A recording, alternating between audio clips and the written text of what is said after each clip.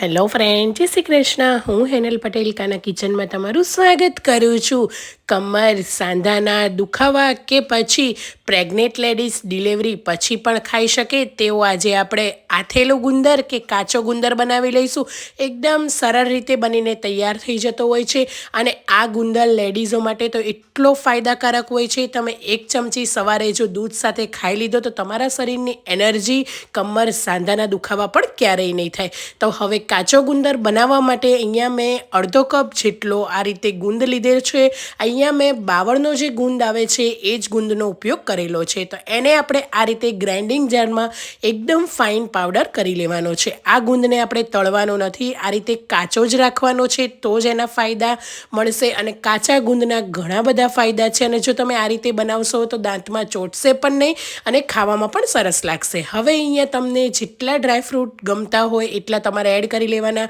હું અહીંયા આ રીતે કાજુ અને બદામ બંને એડ કરી રહી છું. આની અંદર તમે અખરોટ પણ એડ કરી શકો છો. તો આ રીતે કાજુ અને બદામને એકદમ અચકચરા ગ્રાઇન્ડ કરવાના છે, વધારે પડતો ફાઇન પાવડર નથી કરવાનો. હવે અહીંયા હું આથેલો ગુંદર બનાવું છું એટલે અહીંયા હું સાકર લઈ રહી છું. તમે સાકરની જગ્યાએ ગોળ કે ખાંડ પણ લઈ શકો છો. 1 કપ જેટલી મેં અહીંયા સાકર લીધી છે. જો તમારે વધારે પડતું ગળ્યું ના ખાવું હોય તો તમે અડધો કપ સાકરનો ઉપયોગ પણ કરી શકો છો. સાકરને પણ સારી રીતે ગ્રાઇન્ડ કરી લઈશું. હવે અહીંયા 1 ચમચી જેટલા સુવાદાણા લીધા છે. સુવાદાણા અત્યારે માર્કેટમાં ઇઝીલી તમને કરિયાણાવાળાની દુકાને મળી જતા હોય છે, તો આ રીતે એને પણ ગ્રાઇન્ડ કરી લેવાના છે. હવે કોઈ પણ પેન કે બાઉલની અંદર પહેલાં જે આપણે ગ્રાઇન્ડ કરેલો કાચો ગુંદર હતો એને આપણે એડ કરી લઈશું. હવે અહીંયા મેં નારિયેળનું છીણ લીધેલું છે, જે અહીંયા અડધો કપ લીધેલું છે. તો આ રીતે સૂકા નારિયેળની છાલ કાઢીને એને ગ્રેટ કર્યું છે, એ પણ આપણે એડ કરી લઈશું. હવે અહીંયા કાજુ અને બદામનો જે આપણે પાવડર કરેલો એને પણ આપણે એડ કરી દેવાનો છે. અને જે સુવાદાણાનો પાવડર કર્યો એમાંથી આપણે અડધી ચમચી જ એડ કરવાનો છે, વધારે પડતો નથી એડ કરવાનો. તો આ રીતે અડધી ચમચી સુવાદાણાનો પાવડર અને 1/4 ચમચી જેટલો અહીંયા આપણે સૂંઠ પાવડર એડ કરી લઈશું. હવે જે દળેલી સાકર હતી એને પણ આપણે એડ કરી દઈશું. જો તમે ગોળ એડ કરતા હોય તો ગોળને એકદમ ઝીણો ઝીણો કરી લેવાનો છે અને પછી જ આની અંદર એડ કરવાનો છે, જેથી ગોળ છે એના કટકા ના રહે એ વાતનું ખાસ ધ્યાન રાખવાનું છે.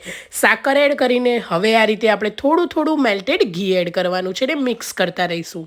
એકસાથે બધું ઘી નથી એડ કરવાનું, તમને જેટલું જરૂર લાગે એટલું જ આપણે ગુંદરની અંદર ઘી એડ કરવાનું છે. તો આ રીતે મિક્સ કરતાં થોડો પણ ભાગ એનો કોરો ના રહેવો જોઈએ. એકદમ બધો જ ગુંદર, નારિયેળનું છીણ, ડ્રાયફ્રૂટ આપણે જે પણ વસ્તુ એડ કરી છે એ ઘીની અંદર સારી રીતે પલળી જાય એટલું આપણે ઘી એડ કરવાનું છે.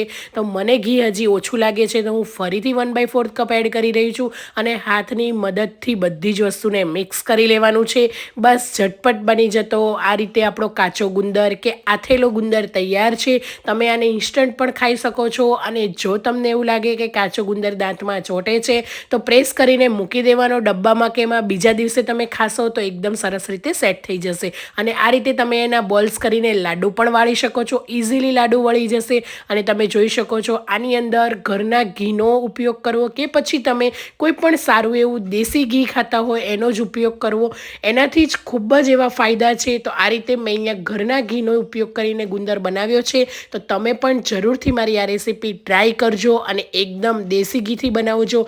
એટલો ફાયદાકારક અને હેલ્ધી છે. તો આ રીતે ઘરમાં રહેલા કોઈ પણ ડબ્બાને કે કન્ટેનરની અંદર આ રીતે પ્રેસ કરીને આપણે ગુંદરને એડ કરી દેવાનો છે. ઉપરથી મનગમતા ડ્રાયફ્રૂટ એડ કરી દેવાના છે અને 1 જ ચમચી જો સવારે દૂધ સાથે ખાઈ લીધો તો મહિલાઓ માટે તો ખૂબ જ એવો ફાયદાકારક છે. તો જરૂરથી આ રેસીપી ટ્રાય કરજો. અને કમર અને પેટની ચરબી ઉતારવી હશે તો પણ આ ગુંદરથી કમર અને પેટની ચરબી પણ આસાનીથી ઉતરી જશે. એટલો ફાયદાકારક છે અને પ્રેગ્નેન્ટ લેડીઝને ડિલિવરી પછી તો એટલો ફાયદાકારક અને એટલો ગુણકારી છે.